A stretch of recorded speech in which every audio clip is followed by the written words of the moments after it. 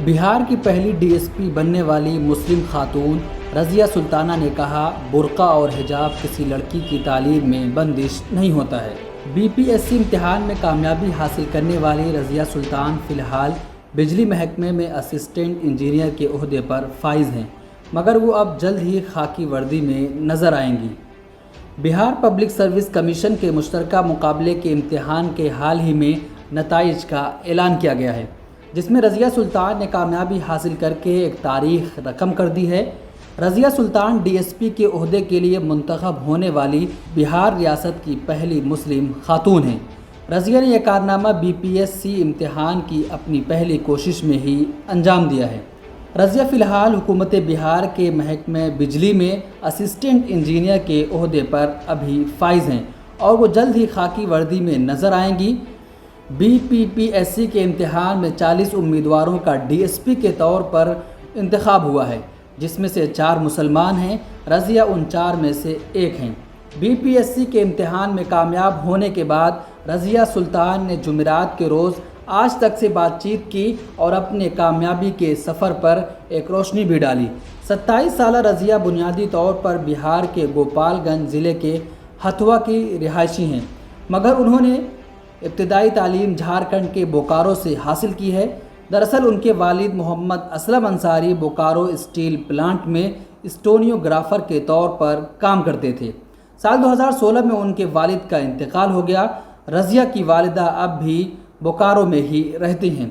रज़िया ने बताया कि 6 बहनों और एक भाई में वो सबसे छोटी हैं। उनकी 5 बहनों की शादी हो चुकी है और भाई MBA करने के बाद झांसी में नौकरी कर रहे हैं। रज़िया के मुताबिक साल 2009 में बोकारो में 10वीं और फिर 2011 में 12वीं पास करने के बाद वो जोधपुर चली गईं, जहां से उन्होंने इलेक्ट्रिक इंजीनियर की तालीम हासिल की।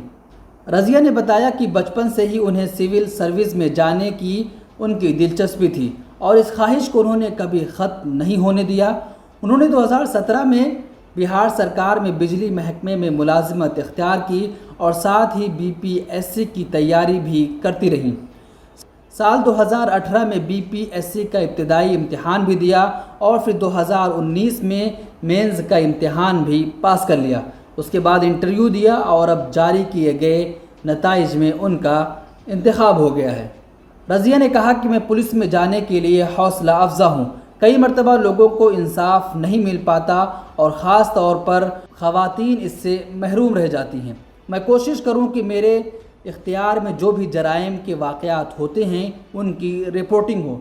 मुसलमानों की तालीम पर ज़ोर देते हुए उन्होंने कहा कि तमाम वालिदैन को अपनी बेटियों को तालीम दिलानी चाहिए।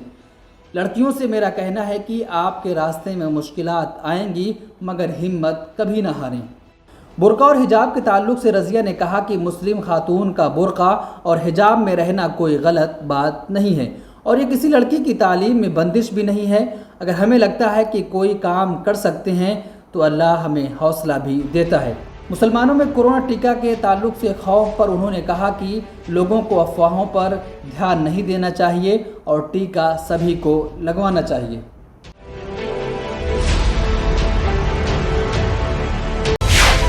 मिल्लत टाइम्स को आपकी ज़रूरत है। हमारी आप माली मदद करें।